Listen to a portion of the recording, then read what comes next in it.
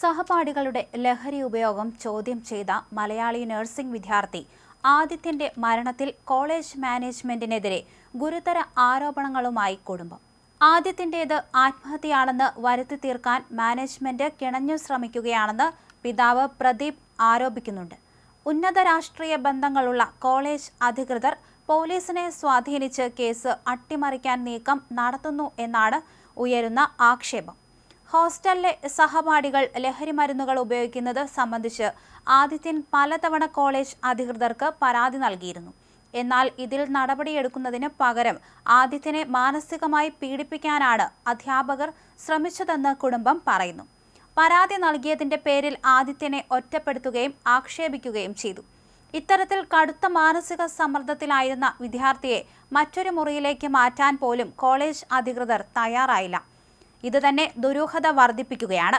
മരണവിവരമറിഞ്ഞ് ബംഗളൂരുവിലെത്തിയ ബന്ധുക്കളോട് ആദിത്യൻ ആത്മഹത്യ ചെയ്തതാണെന്ന് മാനേജ്മെന്റ് ആവർത്തിച്ച് പറഞ്ഞത് സംശയങ്ങൾക്ക് ഇട നൽകുന്നു. കർണാടക ഉപമുഖ്യമന്ത്രി DK ശിവകുമാറിന്റെ ബന്ധുവിൻ്റേതാണ് കോളേജ് എന്നതിനാൽ പോലീസ് മെല്ലെപ്പോക്ക് നടത്തുകയാണെന്നും ആക്ഷേപമുണ്ട്. ആദ്യഘട്ടത്തിൽ പരാതി സ്വീകരിക്കാൻ പോലും ഹെബ്ബഗോഡി പോലീസ് തയ്യാറായില്ല. ഒടുവിൽ ഒരു അഭിഭാഷകൻ ഇടപെട്ടതിന് ശേഷമാണ് കേസെടുക്കാൻ പോലീസ് തയ്യാറായത്.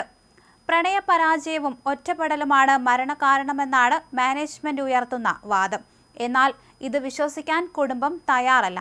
ഇതിനിടെ കോളേജിലെ ദുരനുഭവങ്ങളെക്കുറിച്ച് ആദിത്യൻ സംസാരിക്കുന്ന ശബ്ദ സന്ദേശം പുറത്തുവന്നത് മാനേജ്മെന്റിനെ കൂടുതൽ പ്രതിരോധത്തിലാക്കിയിരിക്കുകയാണ്. ലഹരി മാഫിയയും കോളേജ് അധികൃതരും തമ്മിലുള്ള അവിശുദ്ധ ബന്ധമാണോ ആദിത്യന്റെ ജീവനെടുത്തത് എന്ന ചോദ്യമാണ് ഇപ്പോൾ ഉയരുന്നത്. സംഭവത്തിൽ സമഗ്രമായ അന്വേഷണം വേണമെന്ന ആവശ്യത്തിൽ ഉറച്ചു നിൽക്കുകയാണ് ബന്ധുക്കൾ. എൻ്റെ ചേട്ടൻ മിനിഞ്ഞാന്നാ മരിച്ചത്. എന്നിട്ട് ഇന്നലെ കോളേജ് ക്ലാസ് വെച്ചു.